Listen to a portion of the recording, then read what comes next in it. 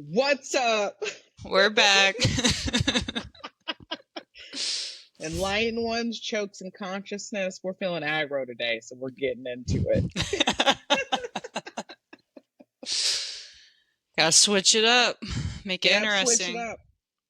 They're like, dang, good morning. Yeah. Good morning. Yeah, sorry if you're feeling really peaceful and you turn this on and we're being really aggressive, but is what it is. It's safe aggression. Yeah. That's healthy. It's healthy. Mm-hmm. Okay.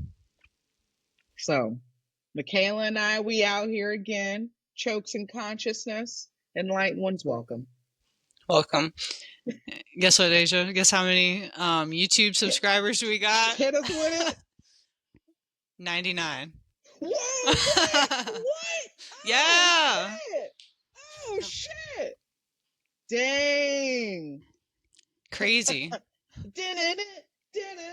We making plays out here. Wow, we just like skyrocketed, blew our other goal out the way. That was gonna be our next goal, but I mean, wow. How you feel about this? I've been watching it as it's been climbing. So I'm like, ooh, I can't wait to tell Deja. But I didn't know it was at 99 till this morning. Like, that's pretty wild. That is crazy. And I said we were definitely going to hit 75 last week. Yeah. Because weren't we at 66? Yeah. Yeah. Whoa, we got damn near 30. We got 30 plus subscribers in a week. Yeah, shout out. Shout out 30 plus new enlightened ones. Welcome to the Chokes and Consciousness again, okay? Yeah. That's right. You're probably, the new ones are like, wow, they're coming on aggro today. No, like I said, this is a safe space to embrace all of your emotions, again, appropriately and in safety. No one's getting hurt here. Yeah. You gotta get that energy. You gotta tune in, acknowledge the energy that's circulating. Yeah, and it's circulating. Like, we're both feeling it. Yeah. We just are running around aggression. Yeah, that's not bad. At all. We'll roll it out later. We'll work through it. Sorry in advance to those coming tonight. You're going to hear this tomorrow because we're recording Wednesday today and you'll get it Thursday. And then so tomorrow you're going to listen to this and you'll be like, oh, that's why I couldn't get up the entire round. Okay. Yeah, that's going to be hilarious. Those who do listen after rolling with us and be like, oh, makes sense. Yeah, so, we're officially in the summer. So, yeah, we're feeling spicy and hot out here in these streets. Yeah, the heat's actually hitting me this summer. I'm feeling hot all the time. Oh, we don't like that heat? Wait, no. Liking it? Nope, it's not it. I mean, I don't mind it, but I haven't been able to cool off for like 3 days. You mentioned that last night. I thought it was your pre-workout. I thought it was too, but I'm just hot. Like, I'm hot all day. Dang. I don't know. You're just a little space heater right now. I've been working out and I'm just hot from working out. I'm hot because it's hot out. Just can't get cool. That is pretty, like, because I do get annoyed. If I just can't cool off, because I just naturally run hot, especially in the summer, I'm just irritable. Like, there's just like this light, low irritation happening. Yeah, I'm feeling that. So clammy. Yeah, and it's been so humid too. Yeah. Like, you're just walking through humidity in the mornings. It's like, what's the point of the shower? Now I'm mad because I cleaned off, which felt great. And now I've wasted a shower because as soon as I step outside, I'm disgusting. Yeah, getting sweaty before getting to the gym or before going to roll. Like, I'm already sweaty. I'm already wet. Damn. Yeah. Yeah, that gym. The gym on these hot days, like at night, it's been out because it's been cooling down right at night. But that open mat on Saturdays the last couple of weeks has been hellish. Mm-hmm. Yeah. Yeah. Don't a lot of people show up too for open Oh mat? yeah. So it's a Yeah. lot of body heat. The fans are just kind of circulating the body heat, and yeah, you just can't get cool. And it's like that heavy sweat too. It's like my rash guard is not just sweaty. Like if I were to like take it off, it would slap the ground. That's how Yeah. much it's collected. That's so disgusting. Yeah. 'Cause you got like 20 different people's sweat mixed into that rash guard. Ew.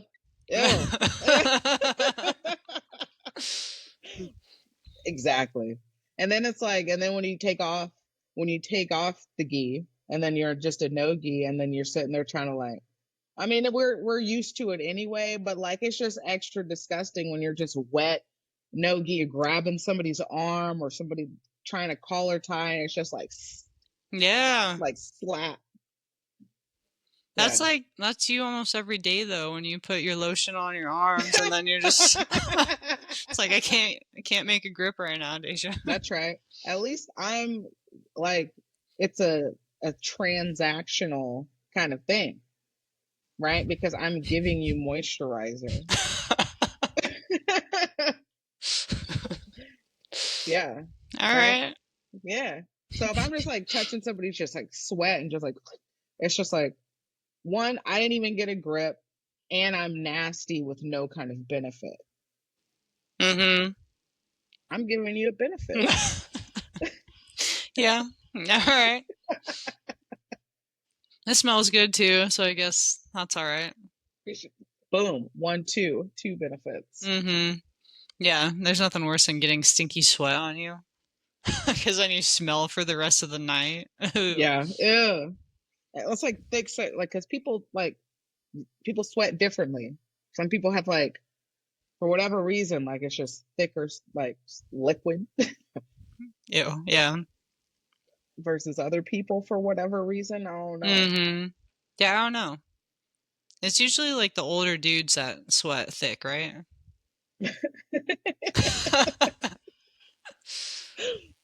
I can't. I mean, it's evidence based, so these are facts.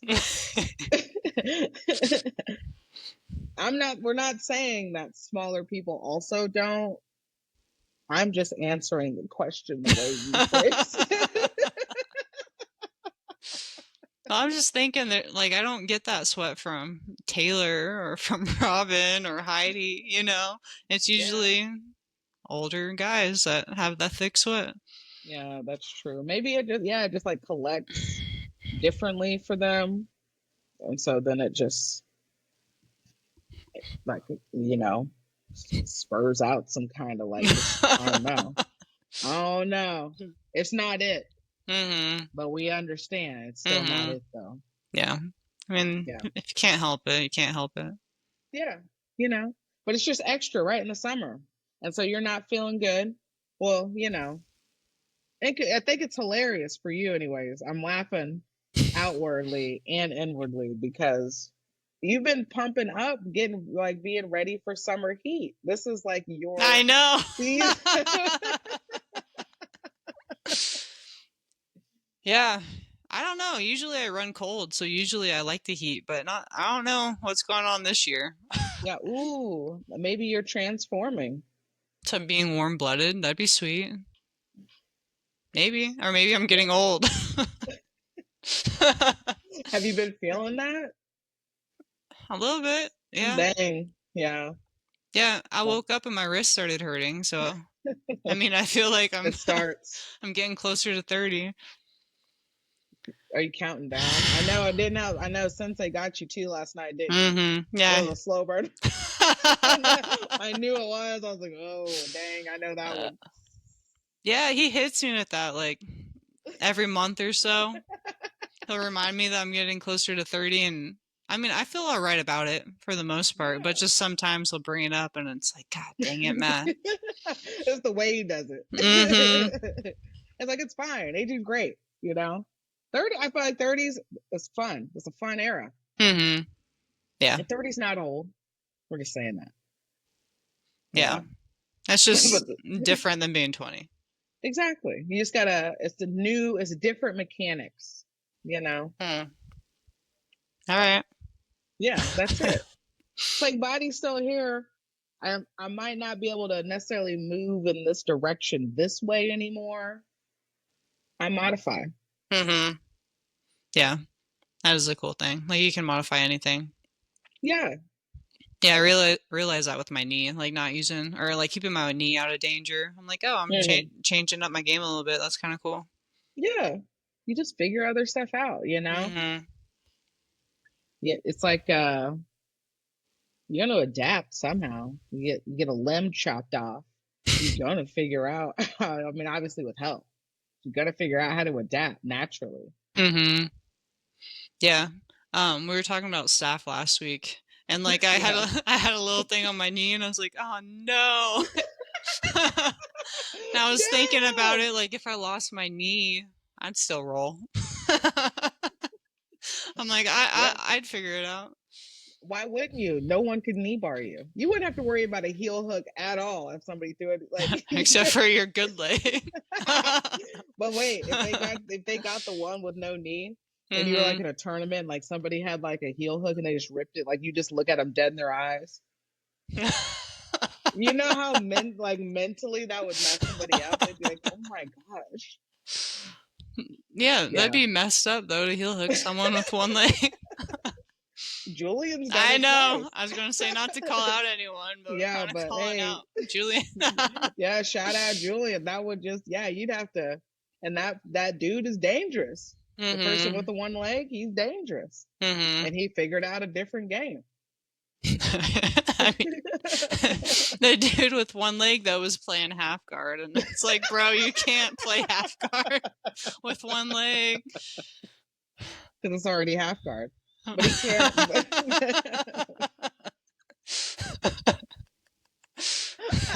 Hey, you're just gonna have to let us get these jokes off real quick. They're already in the chamber.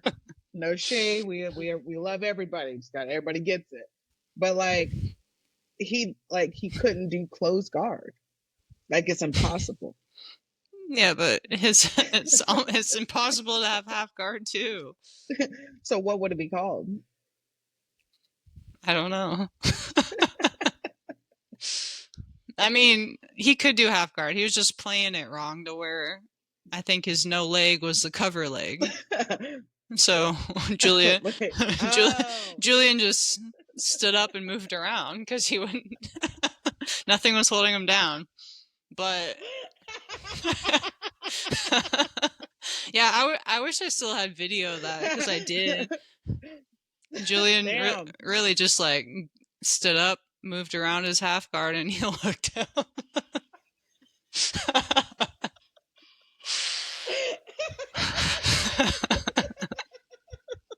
Oh no, the heel hook is taking me out. Julian, you can't, bro. You can't heel hook the one leg. That's all right. I mean, karma came around because he got dog barred the next round. So it was funny though.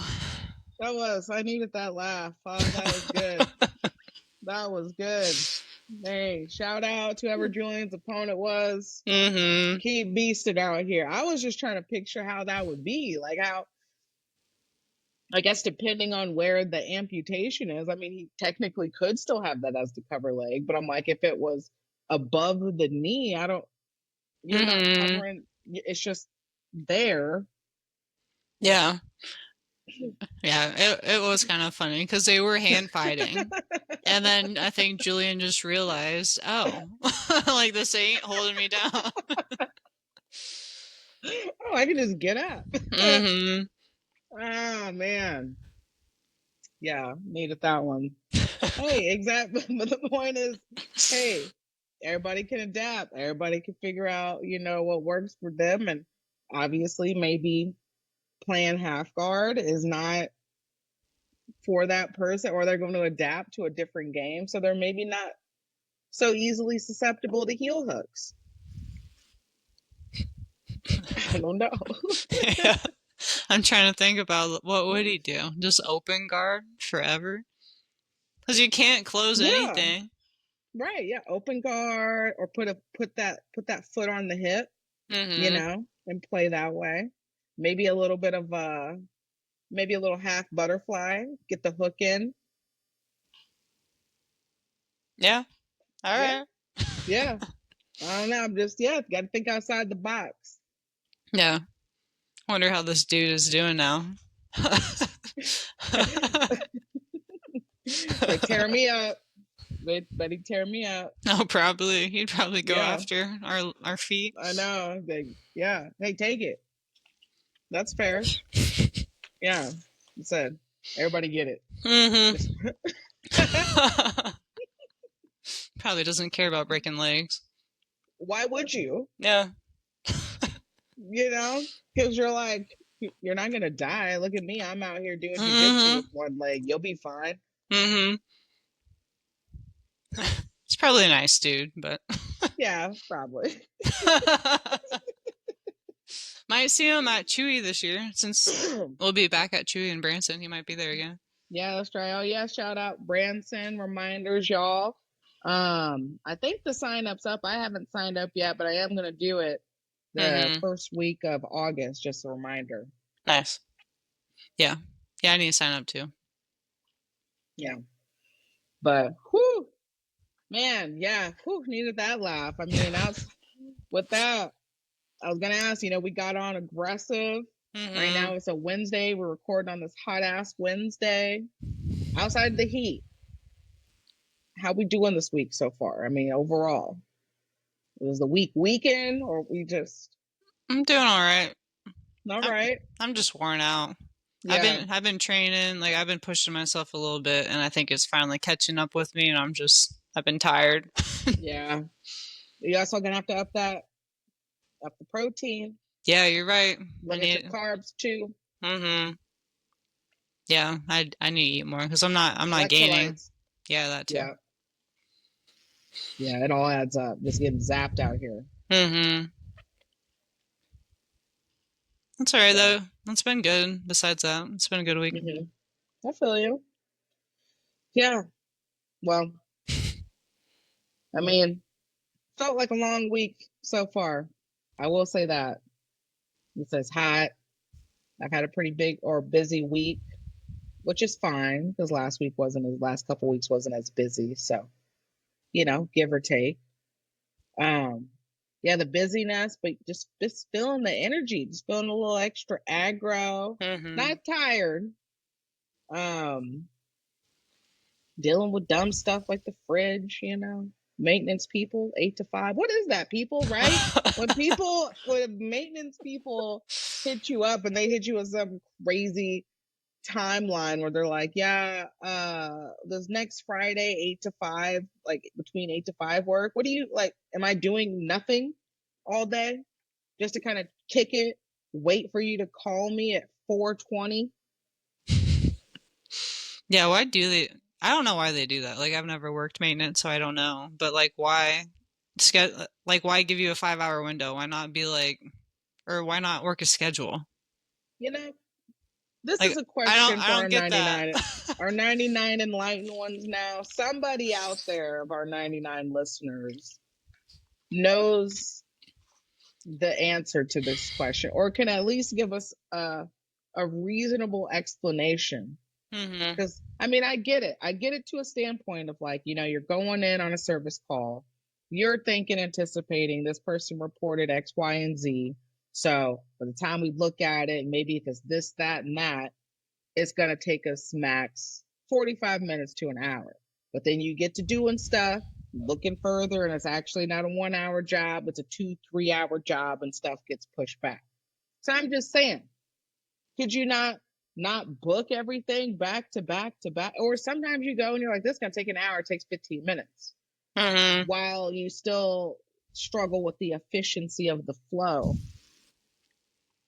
I get that part. It's probably bad management, honestly. That's probably what it is. Yeah, I agree. You know what? Michaela said it, and I'm staying behind you on that one.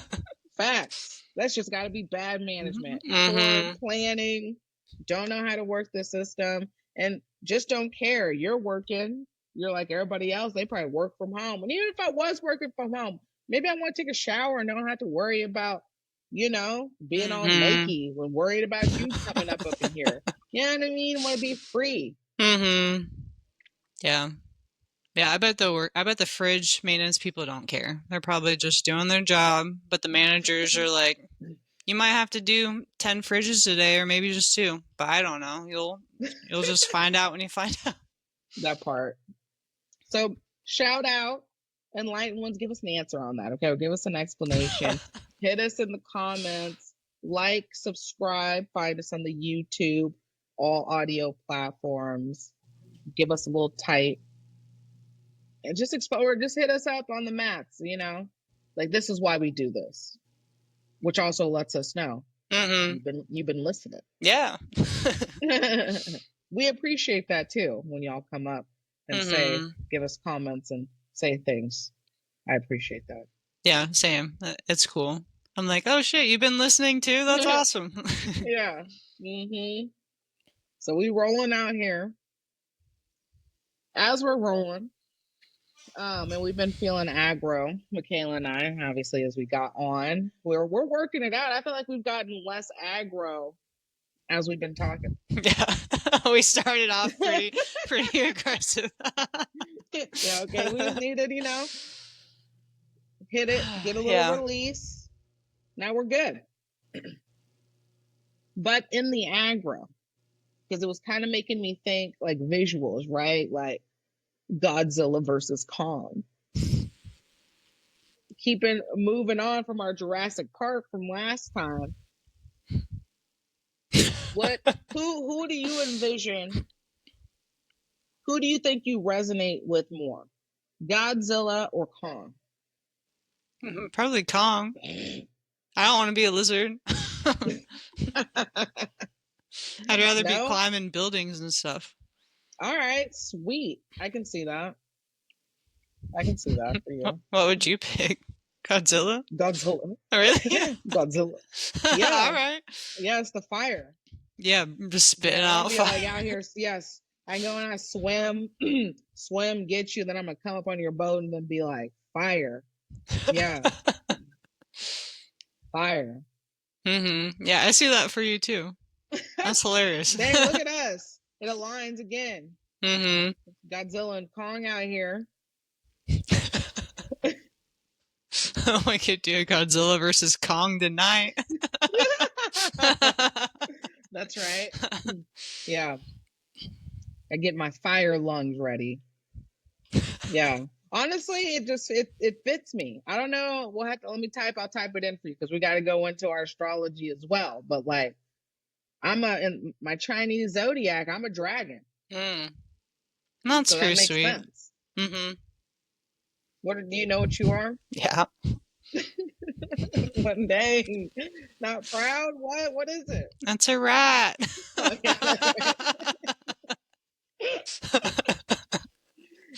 Hey, rats are dope.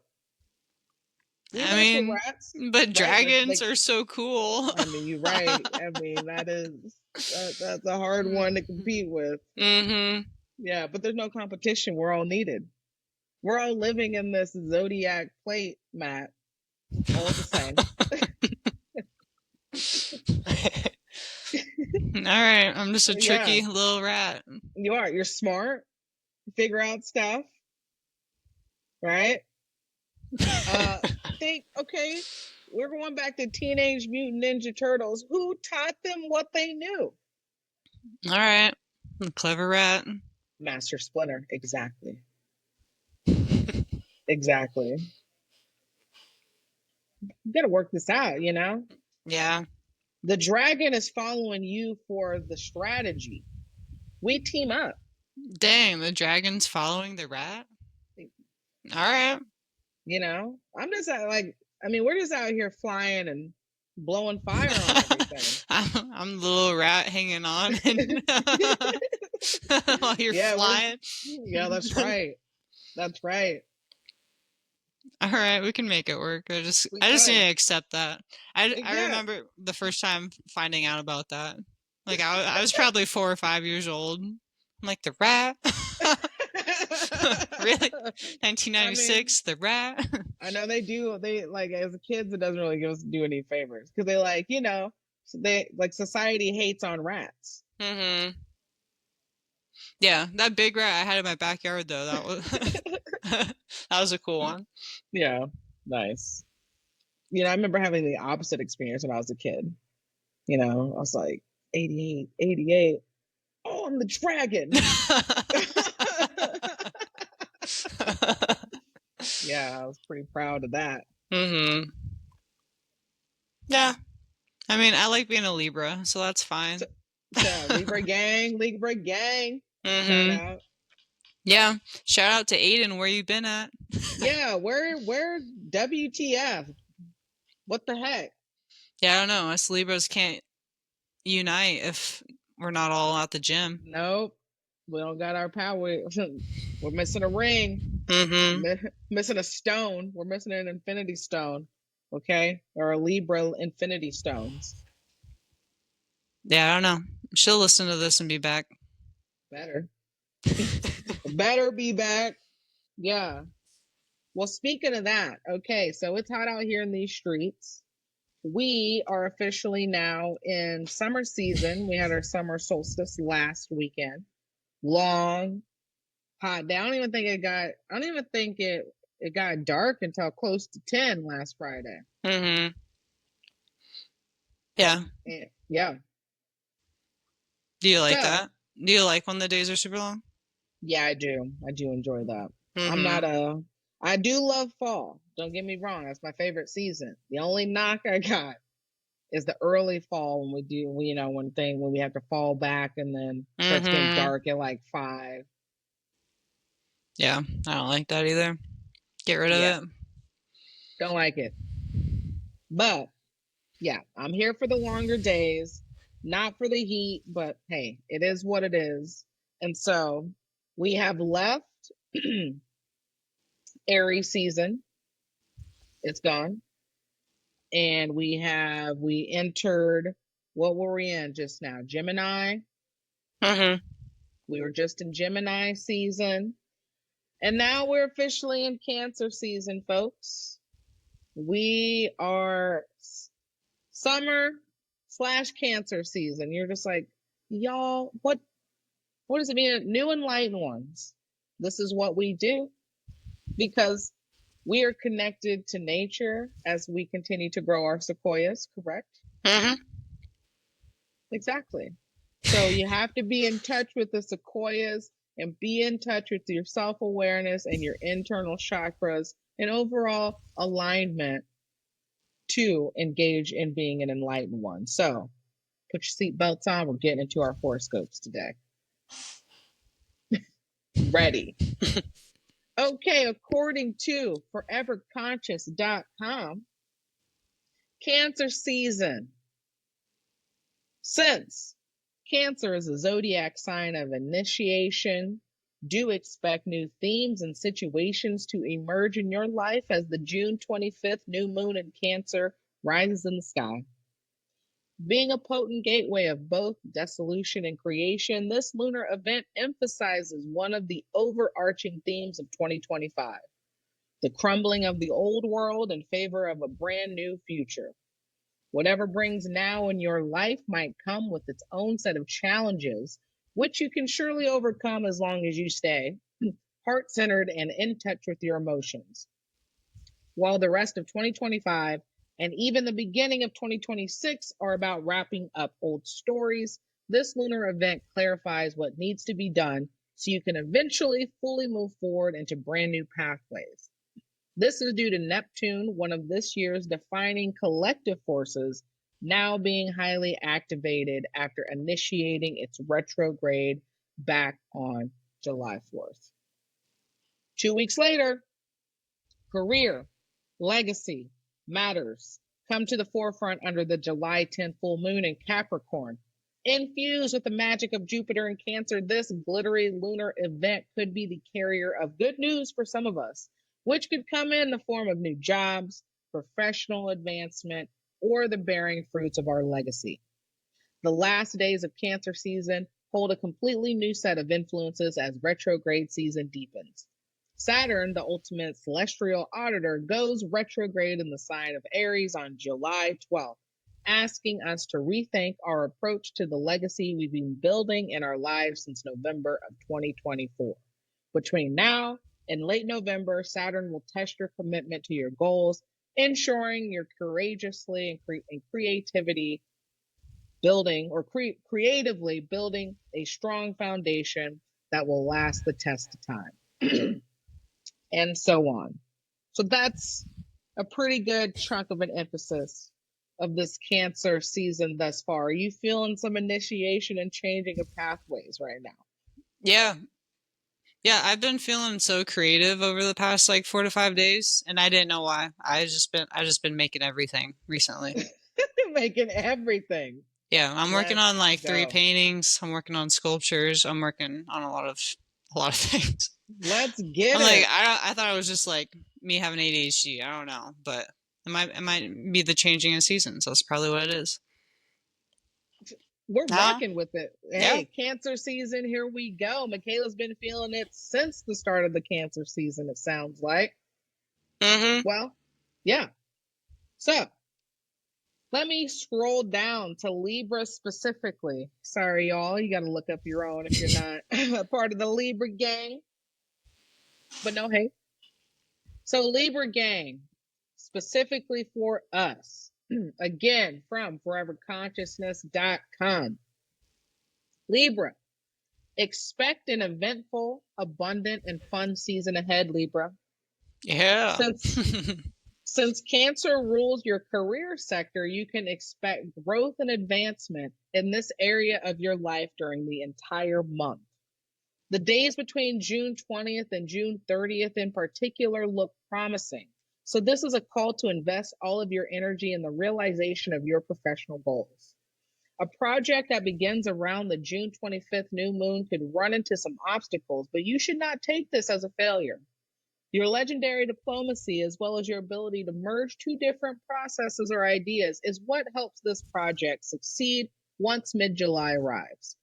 This is when the July 10th Capricorn full moon arrives, bringing a much-needed sense of relief and release your way. During the second part of the season, it will be incredibly important that you pace yourself and conserve your energy for 2 reasons. The first is the July 12th retrograde of Saturn, which might bring a delay or misunderstanding within a personal relationship. This could be a time of redefining boundaries, which might take extensive dialogue. Then from July 11th to July 28th, both your body as your mind could need a break. When overextending yourself could lead to burnout, which that's not great, right? Overall, this can be a fantastic season if you manage your energy wisely while also listening to the needs of your body. All right. That's where we're at. Yeah, sounds like we're going to get work done this month. You're going to get work done. Be cautious. Give yourself grace as well. Be soft with yourself, but intentional. Mm-hmm. All right. Yeah. Sounds good. All right. We ready to get it. We in it. We're being creative, moving along, just thrashing along. Thrashing. And doing what we got to do to get through the summer. So, with that said, some quick shout outs because we're like the heat, right? Summer comps are being, are going down and that's been increasing. So, shout out back to Julian and Sam for their performances this last weekend. It was Subspectrum, correct? Mm-hmm. Yeah. Yeah, Sam said he went 2-1. He said he did pretty good. Yeah, I'm not sure how Julian did, but I think he went 2-2, maybe. Mm-hmm. Maybe, yeah. All right. Nice. Yeah, so shout out to them. Congrats. Keep it rolling. And yeah, we'll have more to coming up. Mm-hmm. Yeah, there's one in Kansas City called Queen of the Mats. It's actually coming up Saturday. It's either Saturday or Sunday. Sunday. Yeah, it's Sunday. Sunday. Yeah, you should I go saw do that it. last night. You should sign up and go do it. I thought about it. I was like, man, I don't have an engagement, but I mean, I'll marinate. All right. Yeah. Yeah. Yeah, I think it's $25 to sign up, and then you could win 500. So like if you kick some ass, you might walk away with $500. I mean, get paid, right? Mm-hmm. That's what we like. So yeah, I'm gonna look into it again. All right. Yeah, you should. Yeah. Too bad you gotta work. I know. Mm-hmm. Yeah, I'm working. Yeah, I'm gonna try to move to first shift so I can have weekends off again, so I can train and compete on the weekends because I'm missing out on a lot. Yeah. In time, you're transitioning. It's coming. Yeah, you're right. Yep, that's right. We are activated. Yeah. Well, speaking of activated, let's go ahead and get into our content that we got today. We got a lot of things actually. So there's a lot of stuff coming up, which is fun. And there's been a lot of stuff happening. So all of UFC for right now. We got a lot going on with UFC in general. But the thing we want to start talking about first, UFC BJJ. We talked about that last week, but updates from this week. Have you been keeping up there on episode 8? This happened? Yeah, I've only seen the first 3. I haven't watched any more than that. Okay. Have you? Yeah, I watched half of episode 8 today, and then once this comes out, the finale would have already happened, but the live finale is actually tonight. Oh, sweet. Yep. So today, June 25th, Wednesday. Yeah, that'd be fun.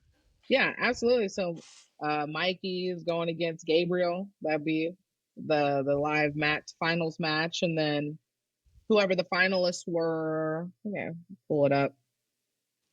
Because at this point, it's not a spoiler, y'all. If you haven't seen it, it is what it is.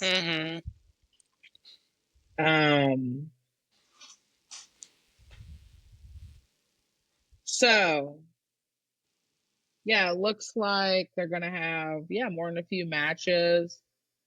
So they got a few 155er matches. They got a 145 match on here. They got a 205.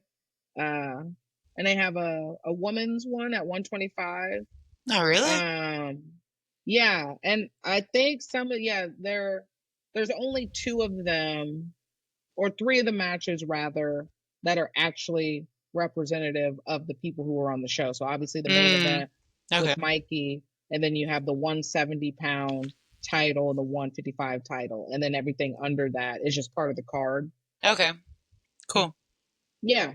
So in the main title matches of the UFC BJJ at 155 lightweight, Carlos Enrique versus Danilo Moreira, and then at 170 for the title, Andrew Tackett versus Andy Varela. So that is going down. I really liked. I think it could be, they could do more. I get you can't just go in and invest a whole bunch of money in your first season with something like that, but I think that they could even open it up a little more and do a little more in the second season if they decide to do another one. Yeah, I feel like they will.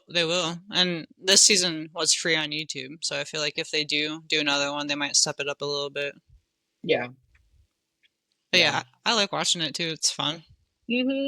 Yeah, I like the whole concept, the rounds, obviously the pit, whatever, if they stole it from Craig Jones, not whatever, but as a fan, I just like to watch good stuff, good matches. Yeah, we still need to work on that and try to get a pit in our gym. Oh yeah, I think he's already sold. I think it's just a matter of, okay, what does that look like, and then how they do it. I mean, we can build it. Oh, for sure. We could take out that. Like, do we need that? Yeah, we do. I was like, do we don't want to take out a fire exit. I was like, do we need the back door? So we gotta like make it to where Mm, it doesn't block the back door. we'll figure it out. Yeah. uh, did you see? Because I just saw it that Dana White wants to invite Mark Zuckerberg to UFC BJJ. I'm like, bro, this ain't for the casuals. What is that like to compete, like on the show or what? Yeah, let me pull. Yep, let me pull it up. So annoying. Right. Like I hate that he's doing jiu-jitsu. Like I don't know why, but probably because you could do anything, you know, like you're a billionaire, you could be doing anything, but you're just like, look, I'm cool now. I do jiu-jitsu. I can train all the time. I'm Yeah. like, oh, I know. Not, I know. It is bothersome. I get that. I just want, like I say, I'm not a hater. I hate on that. I'll hate on that all day. I know. Yeah, I hate on it. Yeah, I feel that energy. But also, like, he's just a goofy dude. Like, listening to Mark Zuckerberg talk, it's like, what's going on, like, in your Yeah, head? honestly, it feels like him cosplaying who he thinks a jujitsu player or Mm, jujitsu practitioner is supposed to be. And I know he like actually does it, and something about him still seems cosplay to me. mm-hmm. Well, the fact that he, like, changed up his hair, like, he changed his Yeah, got a hairstyle. chain and stuff. Yeah. I was like, nah, bro. Nah, bro. That ain't it. You know when they say like, if somebody's like posing, let's say they're wearing a suit, right? And it's like, wow, that you're not wearing that suit. That suit is wearing you. Meaning like, Mm-hmm. that's not you. You need to do something else and figure out another fit. That's what jujitsu seems like it is on Mark Zuckerberg. Mm-hmm. You know, like jujitsu is on him, but he's not actually engaging in jujitsu. Yeah. Yeah, that's funny. Yeah, so if I'm on talksport.com MMA section, Dana White offers Mark Zuckerberg place in new UFC tournament. Quote, come here and fight.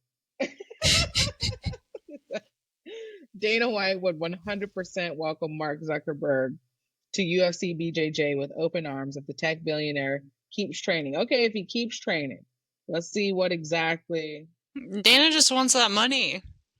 that part. A little greedy. Yeah, he just wants to invest in more things, and hey, if he has Mark, he can invest in whatever he wants. Yeah, honestly. Oh, this is on. Yeah, he can. So it says, and it seems like White would be keen on strengthening the pair's relationship. You see, you're right. By bringing Zuckerberg on board for his latest combat sports innovation.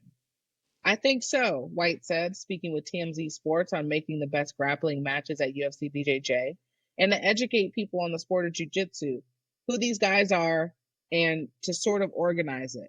When you think about it, if you know anything about jiu-jitsu, there's tons of tournaments that go on all over the world. There's big ones. There's real money involved. Is there? No. We're going to come and say you can be considered one of the best in the world, but you can come fight in the best at the UFC and win a world title. You'll be a world champion. Everybody will be ranked and put some structure to it. White was then questioned on whether fighters currently competing in his promotion will be able to transition to UFC BJJ, but he may have different plans. Let me tell you, let me tell you, there's a lot of other people out there who do jujitsu, White added. There's actors and athletes. You'd be surprised. Zuckerberg has competed in tournaments. Mario Lopez competes in tournaments.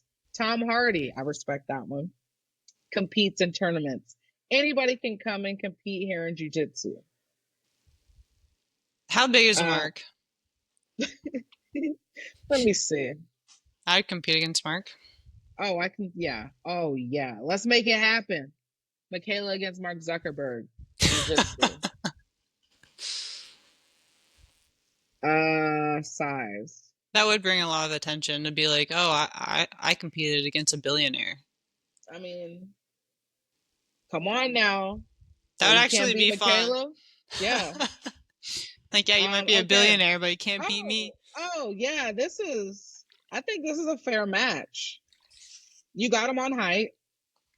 According to AI Overview, he is reportedly 5'7" and around 155 pounds. Oh, perfect. In jiu-jitsu, he competes in the featherweight division, often 149, 155. He's a blue belt. I mean, just be considered soon to be purple belt. You get to train all the time if you want to. Let's make it happen. Michaela against Mark Zuckerberg. Michaela chokes in consciousness. Mark Zuckerberg in a pit. Let's go, Mark. Let's make it happen. Let's make it happen. Hey, you know what, Mark? Hey, I've been out here on Facebook since the early days. I've been out here knowing since you could only be invited from the college peeps. You got to do chokes and consciousness this side. Actually, you don't need to do us nothing. We can do you this solid by putting this match together. At her gym. At Ground Theory. That's right. Come through. Just come through. That'd be crazy. Come through. Lawrence, Kansas. Yeah. Yeah. I do it. Why not? Yeah. You see, I just like naturally stepped into your promoter.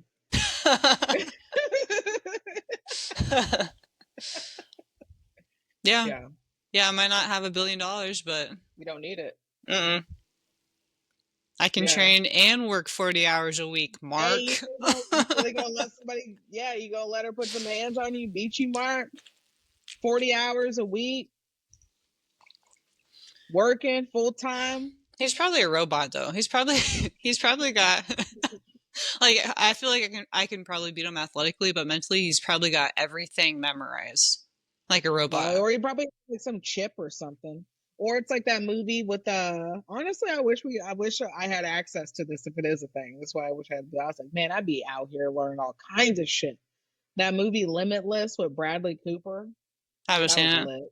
Oh, that was lit. You need to see that one. Yeah. He basically like takes like a genius pill. He like takes these pills and like he can learn anything he wants to. Yeah, that'd be sweet. I know. I'm trying to be a genius. You already are. Manifest. All right. Thanks, Cesar. Yep. Got you. So, yeah, a little Marky Mark has got the invite. And I don't want, like, that's the thing. So what they're doing with this first season, like a lot of these people that they have on now, like they've been around. They're well-known names. They're professional grapplers. Zuckerberg is not a professional grappler. He's not a professional grappler. So it's like you can't start inviting celebrities and those kinds of things until like you need to. You're sitting there trying to make it right, legit, and people respect it. Now, if you're sitting there just seeing greed and money, there's a lot of money in this. Well, how about we like go ahead and put some respect on the jiu-jitsu game just in general?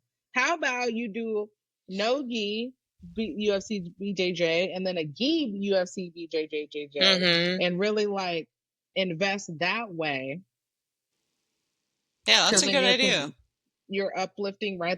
Like you're like really bringing a lot of like people around the world, with that, and not just necessarily Americans. Yeah. Yeah, it is kind of, I don't know, it's going to take away from jiu-jitsu, bringing in celebrities. I didn't think about that. Yeah, that does suck. Like, bring the up-and-coming athletes. Like, don't bring in people that, like, are already famous, that don't need attention. They don't need that. Yeah. They don't need it. Yeah. Dang it, Dana. Greedy. He is. He's so greedy. So, yeah. Overall, I've liked the concept. See what they do with it next season. The finale's tonight. I do like that Gabriel coach. I just haven't seen a lot of him. I think he predominantly trains in the gi. So, it's obviously it's kind of built around Mikey. So probably expecting him to win. We'll see but I'm predicting Mikey's probably gonna pull the victory off. Yeah. We'll see. Yeah. But what are you gonna say? Oh, nothing. No. The last the half episode that I watched was the dude that got his elbow dislocated. It wasn't broke, but I was like, so this is like somewhat just in general too, inspiration to our topic of the week in Zen Talk when we get to that today. I just don't like, why are we not tapping? Like, he had plenty of time to tap. And he was just like, even the ref even was like, after it happened, the dude was like, why didn't you tap? And he was like, I know. So, and it's just like, and then Mikey's in there, like, talking, like, giving commentary. He was like, he's just a gladiator. He wanted to show he's a gladiator. You're lucky it didn't break. But even, like, dislocating your elbow, like, look, you were got. And he was got. It wasn't one of those things like a submission that, like, got, it got, you had no time to kind of tap. It just came on really fast. This dude had plenty of time to tap. And he decided, I'm just going to ignore this being there was no escape multiple times. And at that point, you break something, now you're compromised. It's not like you're going to come back and necessarily win the match. And for what? Long-term arthritis and damage, like, for all the glory. When you're 50, 60 years old, you're not, like we talked about, you want to be a coral belt, or you want to be for all the glory, kind of blowing your load out at being a competitive purple belt no-gi practitioner. I mean, I kind of feel that though. Like, I want to be feeling rough at 40, and I accept it right now. You accept it, right? But you still don't go in with blind negligence. Yeah, I'm not purposely trying to do that, right? Yeah.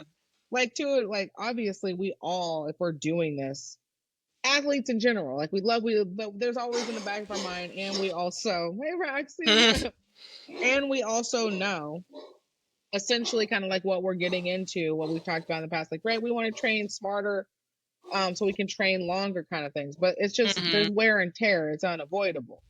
But stuff like not tapping when you're got. I'm not talking about trying, like, I'm not got, but it's not good, and I'm still trying to escape, or something coming on really quick and it's just happening. You willingly ignoring. Yeah, I think I'm getting a package right now. Oh, you go get your package? I mean, that's just why Roxy's barking. Oh. Yeah, get it. All right, nice. I hope it's my stickers that I ordered. I was like, what kind of package is it? Nice. I'm going to get more of these. Okay, awesome. And then some shiny ones.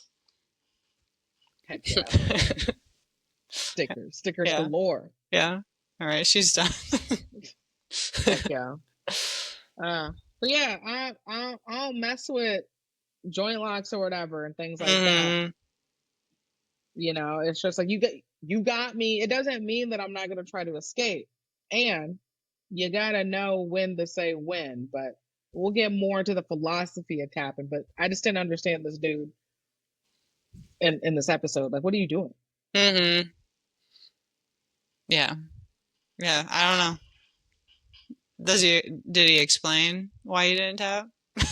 I mean, he was like, it was for the glory, basically. Like, he didn't want, he knew, he even admits that he says, I should have tapped. But that's after it happens.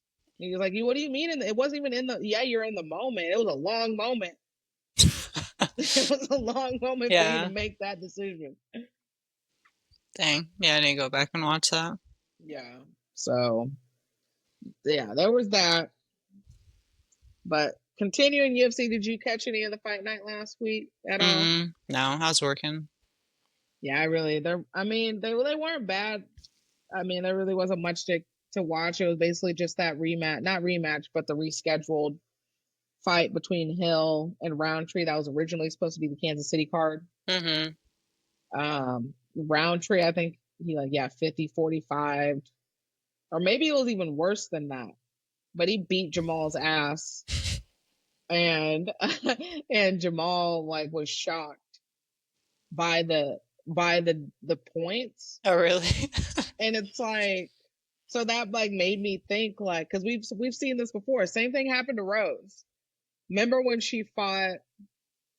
Uh, was it Wei? Who? It wasn't Wei Lee. Who? Oh, Carla, Cookie Monster, and everybody was booing her, and she was just standing there, just throwing some out there, and like she really thought she was doing something because her corner slash her problematic husband was sitting here telling her if the crowd's booing, you're doing something right. And was like telling her she was winning and all this. No, you lost and you weren't doing nothing in the fight. So do you believe corners have a responsibility to be blunt with their fighters? Especially in the decision, you know, like, yeah, you probably lost that. Yeah. Yeah, I mean that's a problem of having your partner as your coach in your corner. Like that shouldn't. That's true. I don't know. Like I don't like it. You're right. You're right. I'm gonna tell you, you know, even if I was like partner aside, if I'm your trainer, I'm your friend or like training partner who's there in your corner, I'm not gonna like break your confidence, but you gotta like keep it real, you know. Like it's, you know, it's not looking good out here right now. Like you need a finish. If you don't get the finish, you're down. I don't see it any other way. Yeah, was he just hyping her up like, you look good, Rose, keep it up? He was though. He was like, you look good. The crowd, you know, they know you're doing something right. And every like the round would end and she twirled around like she's like, yeah, I'm that. I'm like, I'm the best. Not tonight. You were not the best tonight. I know. I'm the best. Yeah, that wasn't that night. So yeah, Hill was shocked. I was just like, bro, like I get you got an ego and you might be delusional, but your corner probably is not doing you any favors if you're really that delusional, not thinking that not only did you lose the fight, but that you lost the fight like you did. Like there was no debate about it. I mean, that's kind of like Juliana losing and being like, I called dibs on the next winner. That is a whole other kind of talent of delusion. That I wish I had a piece of. Oh, me man. too. Oh, same. Imagine the stuff you get into if you had that kind of belief and delusion. Yeah, with aggression on top of that. Be fighting everyone. Everybody gonna get it. Man, you go up to like Kong-sized people. You're like, y'all want some too?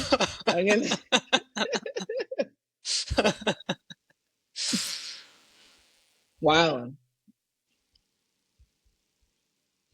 Yeah, I wonder if like we were to reach out to Juliana and be like, "Hey, we want some advice." If I bet she'd be like hyped to help out someone and be like, "I know everything. What do you need?" I mean, maybe she would just be like, "Y'all are peasants. You're not on my level." Or that too. Yep, that's probably. I could see that. Yeah. But she'd be like, all right, maybe I need to look them up, and then looks us up and maybe types her. She can somehow find her name. She like watch. It'd be forced her to watch every episode. How many times we talk a lot of shit on Juliana, and it's not gonna stop either. Keeping it real.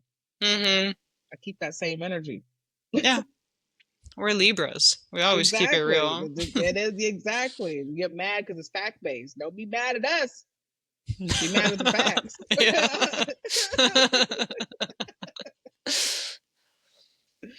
Yeah, it is what it is. But speaking of it is what it is, John Jones is officially retired. What do we think about that? Didn't he get arrested? Are you? I mean, that pretty much, unfortunately, is going to be also heavily associated with John Jones because, yes, in his legacy, yes, he did. Well, I don't think he recently I think he got arrested a while ago, but the news of the arrest just became public. Okay, since he retired, they're like, hey, let's throw this out there too. It may have, yeah. I don't know if it was like brewing. It was literally like either the day of or the day after he retires. This news comes out. Yeah. Yeah, I wish we had a disciplined John Jones. You know, like Yeah, if he never got in trouble and wasn't crazy, he'd be a wild fighter. I Maybe. mean, But maybe he needs that craziness though to be a fighter. So that's it. Yeah, so I'm just kind of saying. if he was a Like Libra, what else? Honestly, yeah, he'd have a little more mm-hmm. diplomatic decision making. You know, uh, what else do you think he would do? And we'll, obviously like Tom and Francis. I say Francis is the biggest bump or hiccup, not Tom. Tom's a non-factor to me. I get it, but he's still a non-factor when it comes to John's legacy. I don't care how people want to get in their emotions or whatever. I'm a Libra, and I will give you all the facts here in a second and my rationale as to why he's not even in this conversation. Yeah, I don't really know much about him. I just know that you hate on him. It's not even okay. It's not even like respect to Tom Aspinall. He's the new undisputed heavyweight champion. Respect.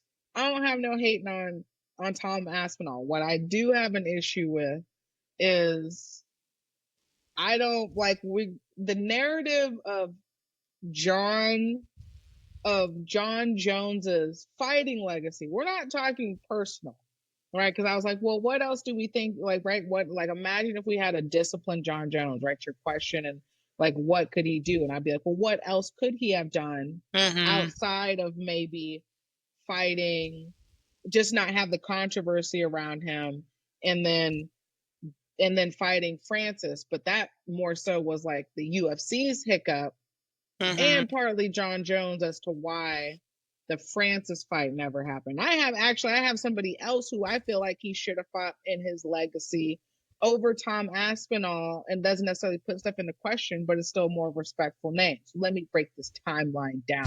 I've been watching this dude from the beginning, and all these little casuals out here being like, "Oh, we got Tom. Tom made him retire and all this." Y'all just sit your little asses down. And don't let Tom get knocked down his first title defense, and then all y'all out here looking all well. And yeah, don't let his ass get knocked out. Don't let him lose in general. He better hold on to that belt. He better be the most memorable UFC heavyweight champion we've ever seen in our lifetime. And if he's not, all these little conversations and these little fun trolling stuff over the last year on John Jones, it ain't it. Now, this is no get it twisted. Don't get it twisted. I don't like John Jones personally. Homeboy has issues. He is a problematic human. His personal life, it is what it is. I'm not his kids, nor am I his wife. I don't have to deal with them. Boom, that's over here. If we're talking about John Jones, the fighter, let's put this out here. Now, John Jones is the youngest UFC champion that we've had. When John Jones came into the UFC, if you go back and watch John Jones highlights, he was really violent. He was violent. He was creative. And it wasn't close fights. And he was beating. They weren't, I wouldn't necessarily, I would say his fights with Shogun, how he won the title, was an age beat up Pride, like post Pride Shogun. And in the same way that y'all are sitting here, and it's not, because Shogun was still, he was the champion and he was still fighting. He wasn't taking breaks, like he was active. He still didn't look like Shogun of Pride, but he was still Shogun. John Jones demolished him to become the youngest UFC champion. So that's not even in the same category as people trying to say, well, Shogun gave you the opportunity that you won't give Tom Aspinall. Again, the resumes and John Jones is still wasn't at where Shogun was at the time in his career, right? John Jones at the tail end of his career, and this was at a division that he didn't even dominate, regardless of him being the heavyweight. We're talking about light heavyweight. John Jones is where he made his legacy. So he wins decisively. And the only loss that he had on his record was a DQ because of the 12-6 right elbow up until that point. Mm-hmm. So he beat Shogun decisively. And then I think his next fight, he highlight reeled, puts Lyoto to sleep, right on the fence, choked him out, and that. Then I think his next fight, he clowns Rashad Evans, who at the time, right, was scary. And he was also a former UFC light heavyweight champion that had cleared out pretty much the division, as well as Lyoto did. Then he fought Rampage with Rampage resume and how dangerous he was. The man fought Vitor Belfort, fought off an armbar to win, put him to sleep. Homeboy embarrassed Chael Sonnen twice. We're like, okay, we ain't even need to see that, right? Obviously, you have DC.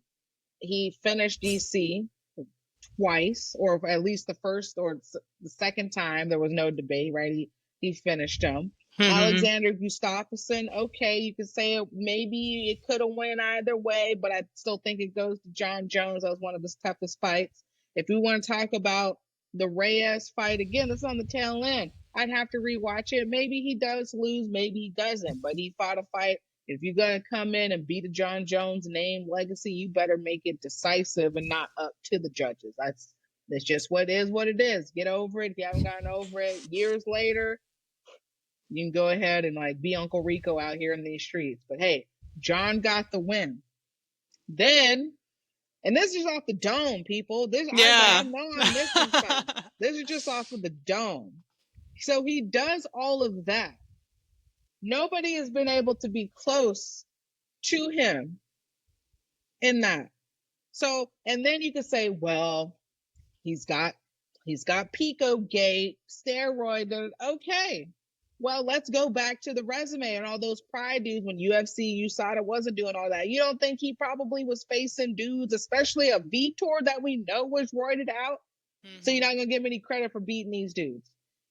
I'm not saying he may not beat a test or whatever, but facts are facts. What are the facts that we have? This is what the results said. He had some stuff in the system. I'm not a scientist. I don't run drug tests or whatever. I don't know how that stuff operates. But at the end of the day, if we fighting, like, I didn't beat you because I have better cardio than you.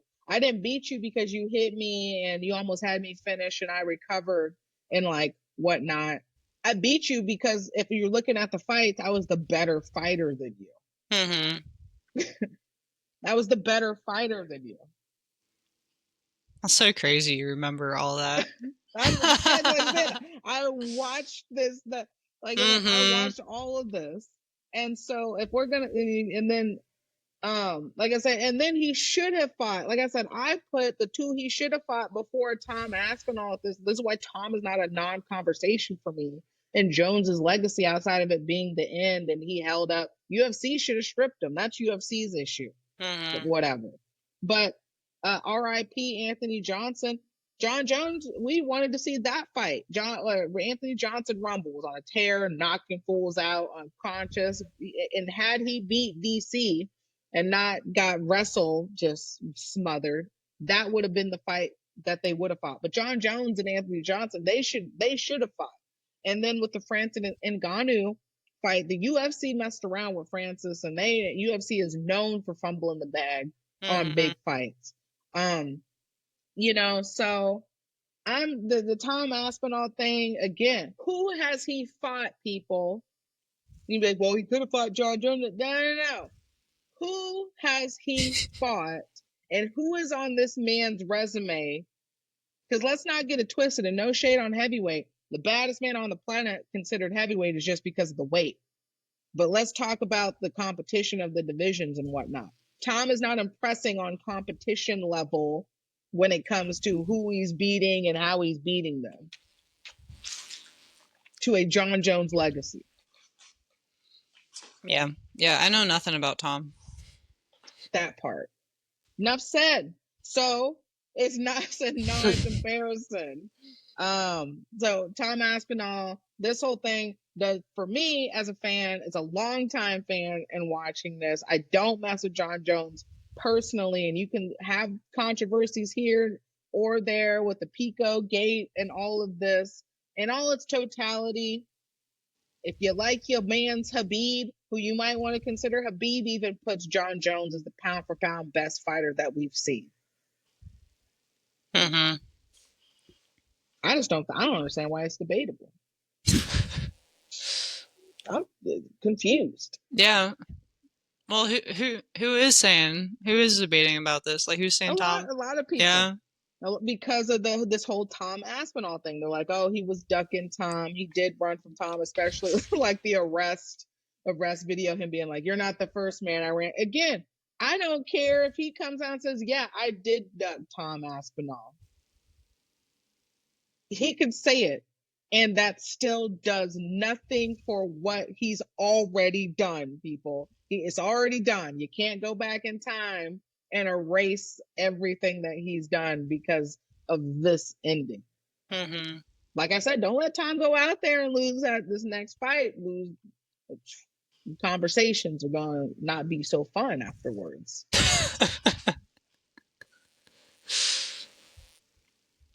Yeah, I just had to vent on that and had to get that off my chest. Yeah. People out here tripping. No, I like it. Like, I haven't been following UFC like you have, you know? Like, I'm not aware of all this, so it's cool to hear. And it's wild, like, you just remember facts. Like, you remember so much. That's crazy. Like I said, these were not the facts that I laid out with the stats and who we meet and how those weren't opinions. Those are facts. Mm-hmm. Yeah. No, I think you're right. Yeah. People out here just got short-term memories because today's people be talking, let somebody just become a champion. They're the GOAT. Mm-hmm. They're the GOAT. How? Mm-hmm. Because this person beat this person, because this person beat that person, and this person has this on their resume, so that means they would have been. No, that's not how that works. Yeah, just give AI a few years, and then we can take all the GOATs in their primes and make them compete against each other, and then we'll figure out who the actual GOAT is. I think that's fair. I think that's, yeah. Look into it, okay? But if somebody's like, Dave, what are you talking about? Yeah, you're just debate me on this. Oh, that'd be sweet. I gladly will debate you on this. I want to see that. Jokes and consciousness debate. Debate. Hey, I'm ready. I'm ready. Don't push me. Yeah. Oh, that'd be awesome. I want to see you argue against people. You tear it up. Kill it, but don't push me.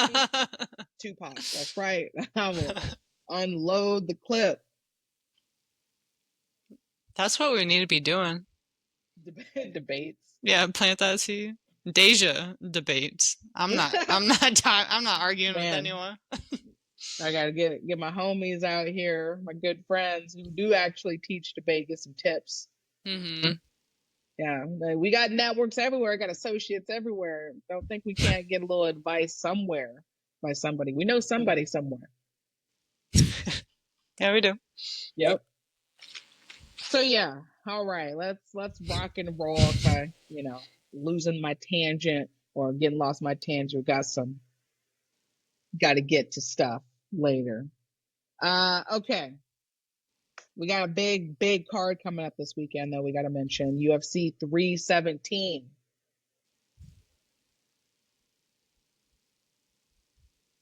You see this fighting? No, I'm pulling it up right now because I have no idea. That's a big card. I know, I didn't know that. International Fight Week, I believe.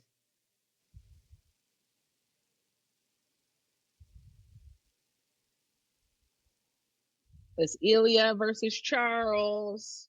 Oh, sweet. Oh, nice. I love Oliveira. Yeah, I'm scared for him, though.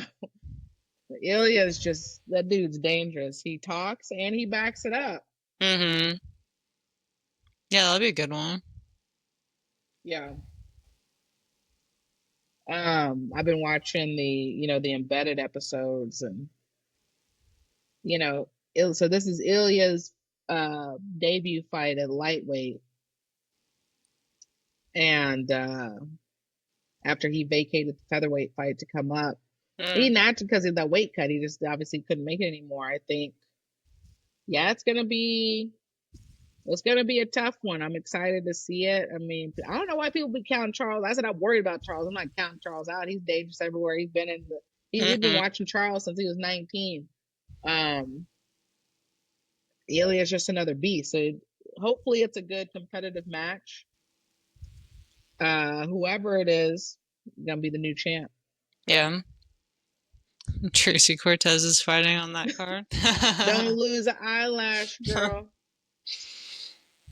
Where's she? Oh, yeah, the prelims. Do you think she comes out with fake eyelashes again, or do you think she's done with those? Maybe she learned her lesson. One could only hope, but you Yeah, never know. we were talking about competing with contacts the other day. I can't imagine having fake eyelashes on. Absolutely not. Ugh. If those get punched into your eyeball, that'd be rough. No, thank you. Yeah, it looks like okay, so we got Ilya and Oliveira for the main. We got Pantoja versus Kai for the co-main, which that's also a title fight. Royval versus Van. I'm interested. I want to see this fight. The Benil fight versus Moicano. And then Peyton Talbot versus Felipe Lima.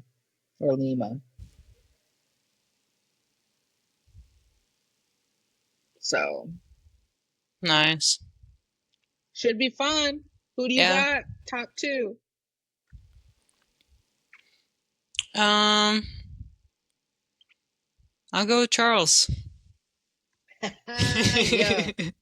All right. I mean, I'm not gonna switch it up. I'm gonna go with my boy Charles too. Got to give it to him.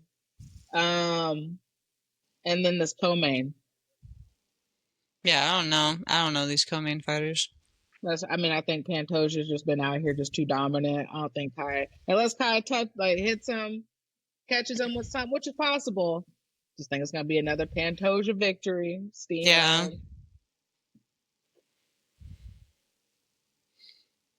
How many fighters do you think you have in your head? Like, you probably. Oh, I don't even know.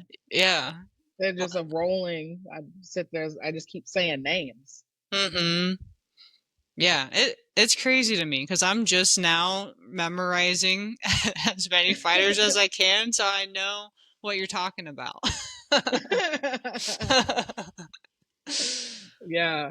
I mean, you're right. You just keep watching, then you're just like, it just gets downloaded in there. Yeah. It's awesome. Your memory is probably crazy. Maybe not short term, long term memory. Yeah. Don't test me because I probably remember. Yep. So, okay. So, yeah, upcoming UFC pay-per-view is going to be fun. Diego Lopez versus Jean Silva for UFC Noche was announced for September. That's going to be a really fun match. I'm excited. That's going to be an explosive match. So I'm very much looking forward to that matchup.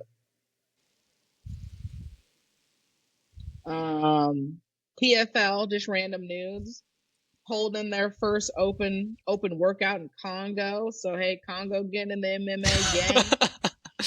All right. Yeah, we love to see it.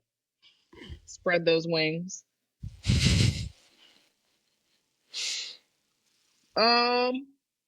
Okay, real quick. I mean, good news because we talked about it last week. Just to mention, Ben Askren update. So he's clear of infection. Sounds like they got the infections under control, and so he's now been officially placed on the lung transplant list. So that's what's going on with the Ben Askren update. Yeah, is that just one lung? Can you transplant just one lung, or is it? I think it's a full set. Yeah. Yeah, I was wondering about that. I would think you'd have to do a full, maybe, I would think because it's a pair of lungs. I don't, Yeah. yeah, and like the way they would match, I would think you'd have to do it that way. Mm-hmm. Yeah. So, That's still scary to think about. yeah, still not great, news, but at least he's out of like that kind of danger and just keep it moving. Mm-hmm. Other news.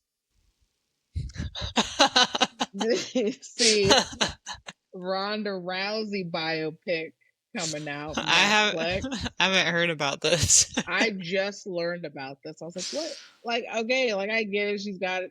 She's got a unique story. Okay, you gotta tell it. I'm still gonna hate on it though.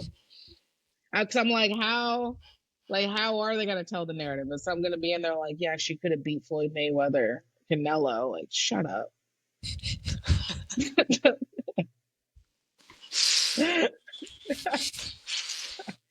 Yeah.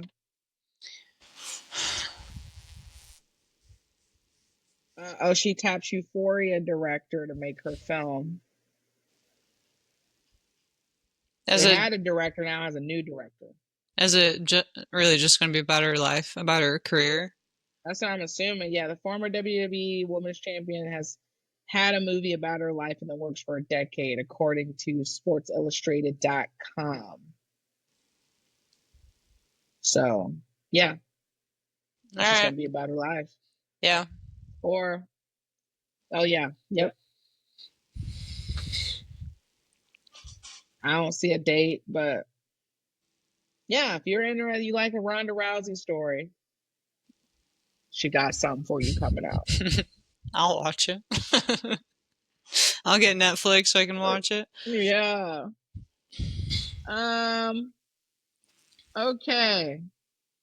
We'll save this one for next time. The pull garter now. Mm-hmm. We'll get to the rest. Yeah. Okay, but real quick boxing news, because these are like, well, at least one F the other dude, but huge. If like I don't watch boxing a lot, but this would be a really great one to catch. Big fight. We got Canelo Alvarez fighting Terrence Crawford coming up this weekend. Oh, sweet. I didn't know that was this weekend. Yes. Or wait. No, it was announced. Sorry, y'all. No. Yeah. It was announced. They had a head-to-head. That's why I saw it. They did their head-to-head. They will be fighting in September. Okay.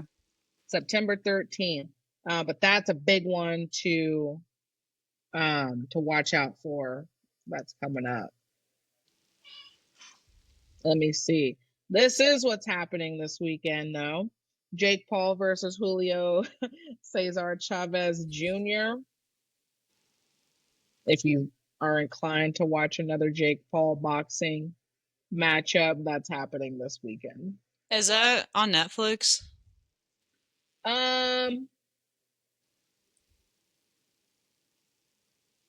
Let's see. Because I forgot there's an all-women's boxing card that's coming out sometime. I forgot about that.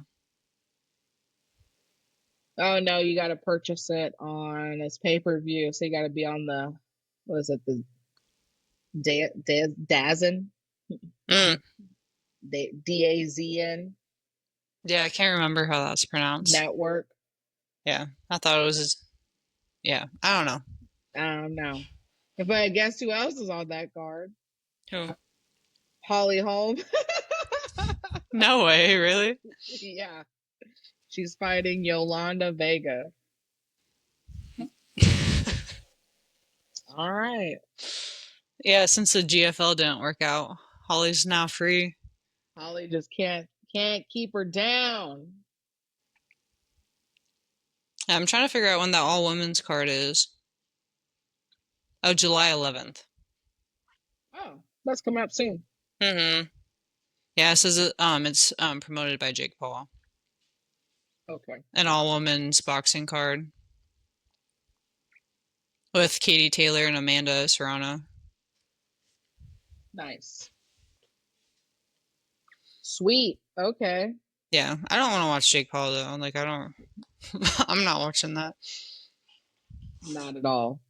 Not at all. We're good. Yeah. Um, well, is there any other news, local news, random news maybe we didn't touch on? Quick mention.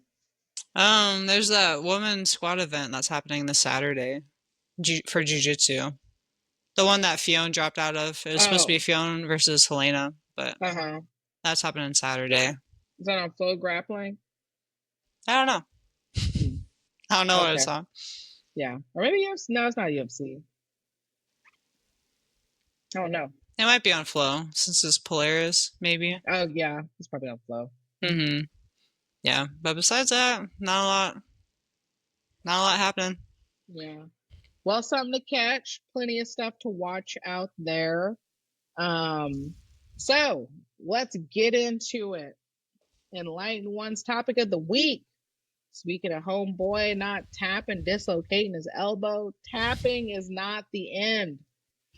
It's a deeper understanding, okay?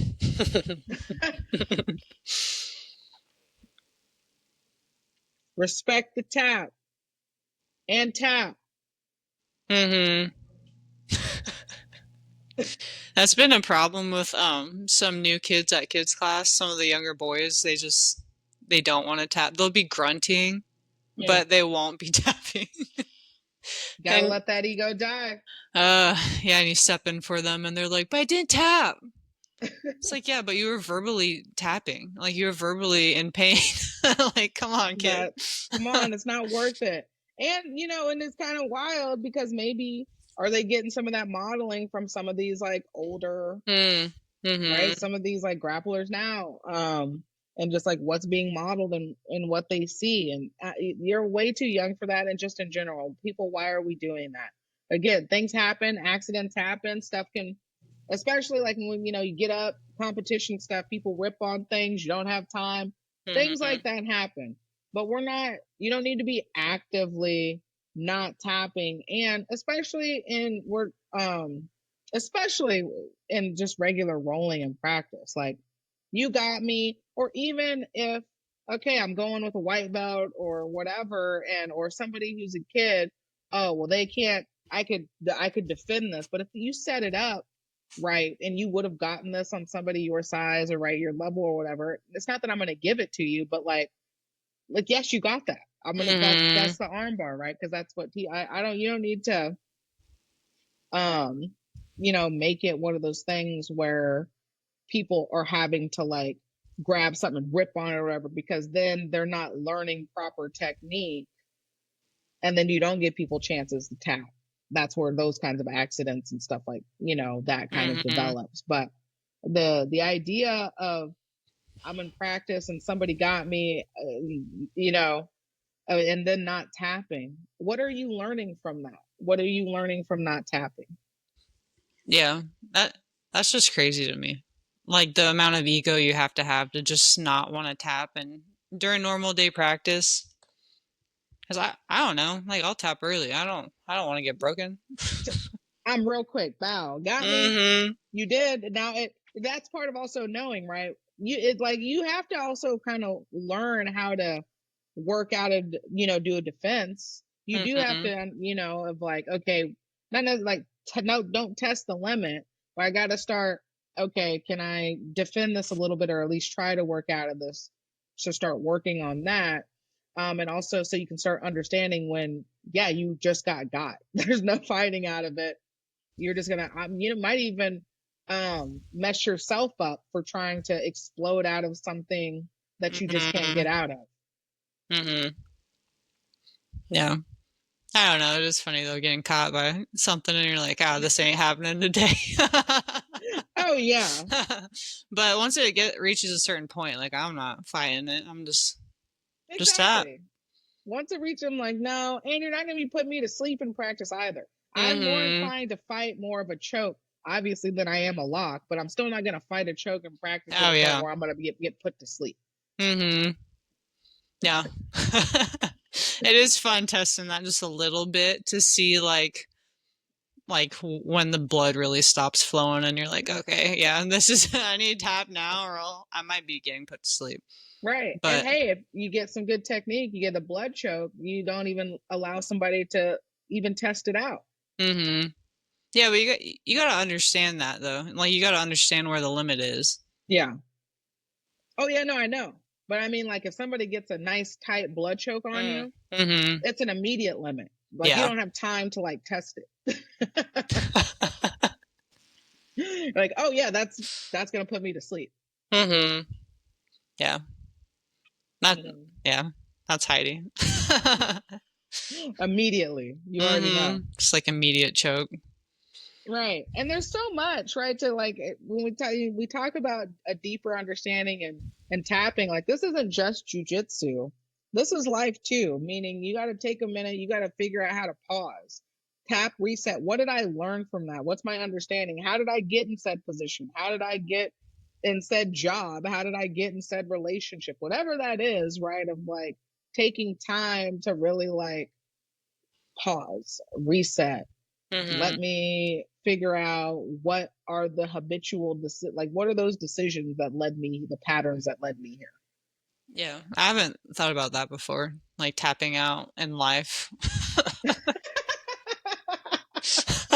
And not, not checking out, tap out to Yeah. reset. Yeah. But I still haven't thought about that. Like, yeah, if something's not going your way, it is okay to tap out and be like, okay, I'm done doing this. Yeah. Like Yeah. you don't have to struggle or push through the struggle. It's okay to just be like, oh, I'm done. I'll set my ego to the side. That part. You gotta let your ego die so you live, essentially. Mm-hmm. That's hard though sometimes when you're just like holding on. Gotta When learn you're to let go. stubborn. Mm-hmm. Like we said in the past, learn to let go. Yep. Let's tap. Right.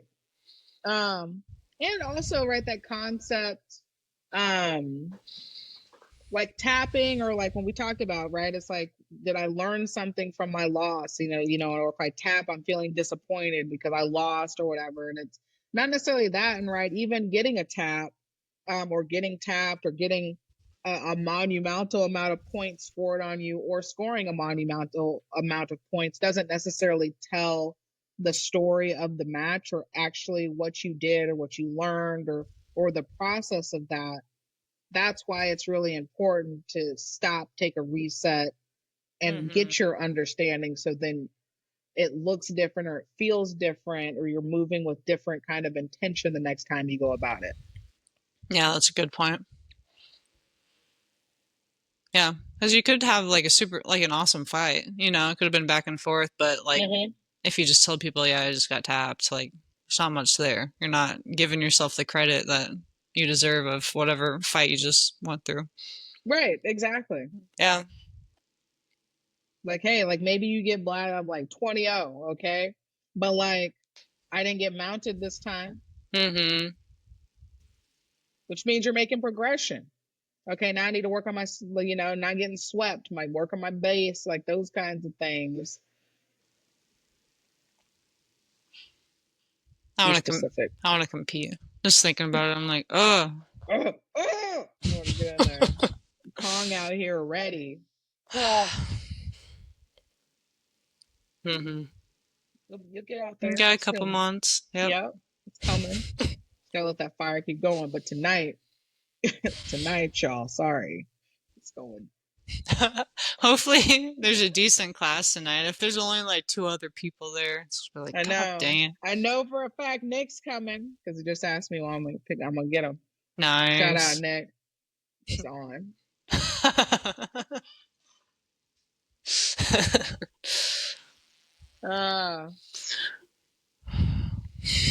Well, any more point to be made for you on the topic of the week before we get to our Zen? I don't have my drum with me right now.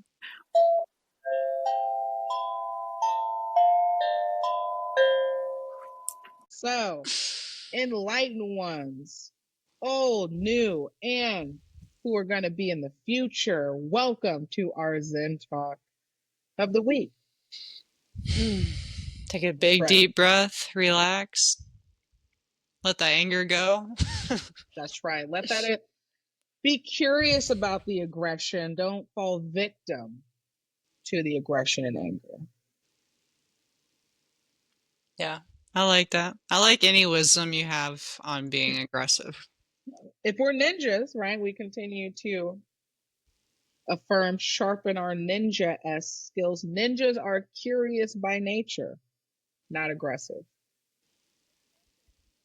All right. But they have to use, right, you said energy. I have to have certain amount of energy or a certain zone of energy to be able to perform in certain ways. Anger is not bad. Aggression is not bad. It's about behaviorally what I do with it and what is my relationship to said aggression.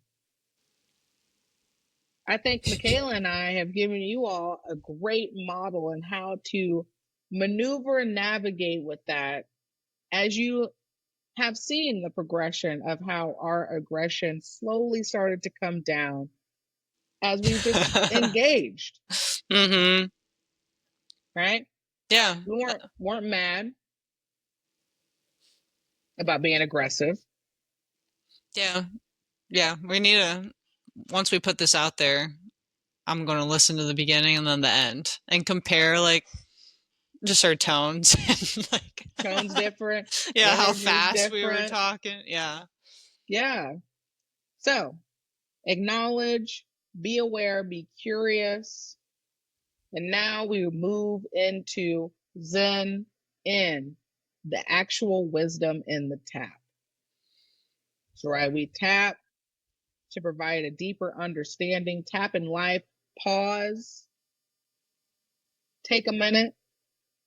What did I reflect on? What did I learn? It's not giving up, it's active listening.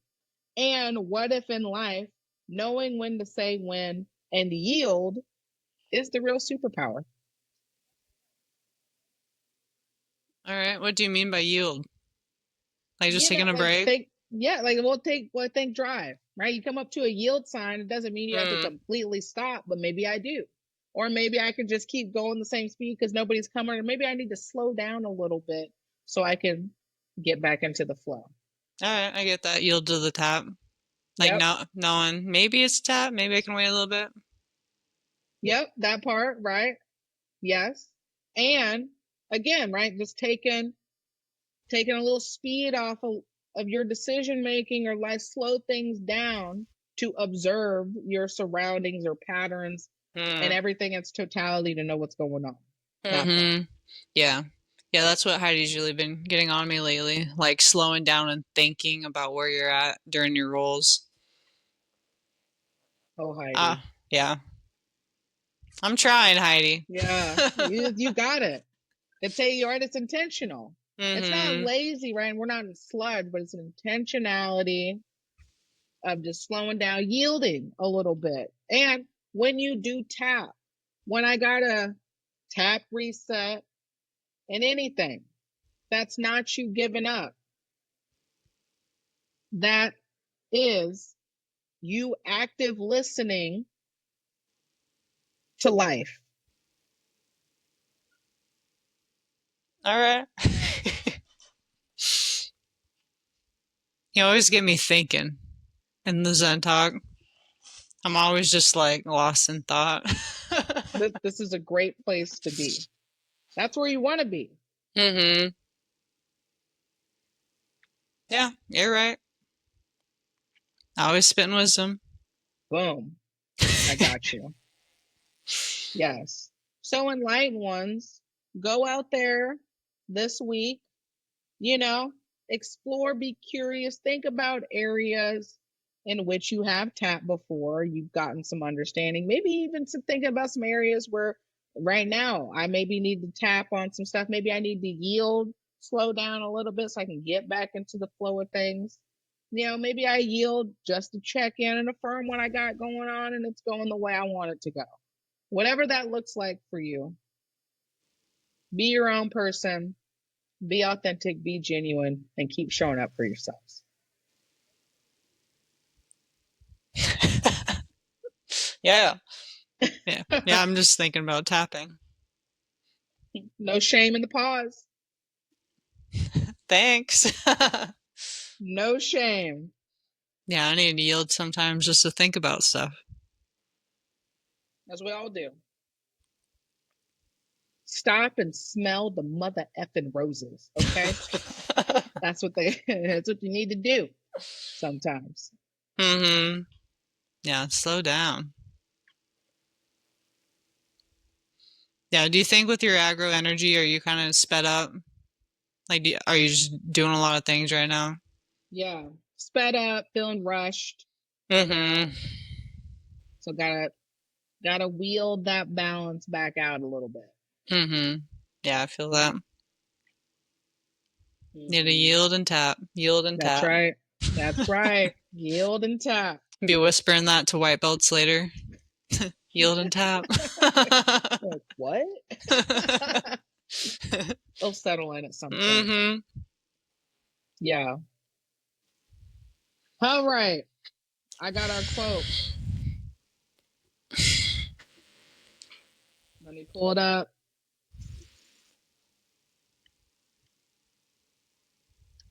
Oh, threw me off. Hold up. I had it.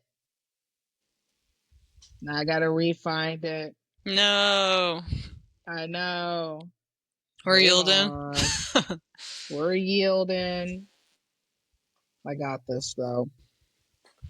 Yielding, right? Just sometimes you just gotta take pause. Here we go. Back. I got it. Okay, enlightened ones, here we are. Here's our quote for the week. True surrender, however, is something entirely different. Surrender is the simple but profound wisdom of yielding to rather than opposing the flow of life. Eckhart Tolle. And that fits perfect. Yes, it does. So let me actually give the full. That was like an expert. I know we do a 2-time on that. You're like, but you just gave me this. We're switching up just a little bit right now because I feel like this full quote actually encapsulates what I just said. So here will be the second repeat of that, but in a different way. To some people, surrender may have negative connotations, implying defeat, giving up, failing to rise to the challenges of life, becoming lethargic, and so on. True surrender, however, is something entirely different. It does not mean to passively put up with whatever situation you find yourself in and to do nothing about it. Nor does it mean to cease making plans or initiating positive action. Surrender is the simple but profound wisdom of yielding to rather than opposing the flow of life. Eckhart Tolle. Nice. I like that one. Yeah. Yeah. Let that Straight burn. up. Yep. Mm-hmm. So find ways to surrender out here, enlightened ones. Find the power in that. That's the ultimate superpower. It's not weakness. Yeah. And the flow will continue, whether you tap or not. Boom. That part. Absolutely. Yeah. I'm going to write that quote down. I'll send it to you. All right. Thanks, Asia. No problem. I will. Okay, enlightened ones. Another one again, 99. Thank you. We Mm-hmm. appreciate y'all for letting us, just exceed our goal. Our other goal was 75, and y'all just blew that out of the water. So we can't even say 100's our next goal because I feel like that's going to happen in the next couple of days, which is a huge feat in its own. So do we say our next goal just in general, make it a little longer term is 150? Yeah, that's what I was thinking. Sweet. Yeah. Okay. Let's do that. Yes. New enlightened ones are dedicated, and day one enlightened ones and everybody in between continue to like and subscribe. Send, share us with folks. We really appreciate it. Us just having fun and being silly out here, and just doing our thing. So, shout out. Yeah, thanks for listening. Appreciate it. Yep, we do. So, do what you got to do this week. Set your intentions, embrace this summer, Cancer season, and we're going to keep it rolling. So, enlightened ones, be well out there. Again, this is Deja. This is Michaela. Chokes and Consciousness. We out. Peace.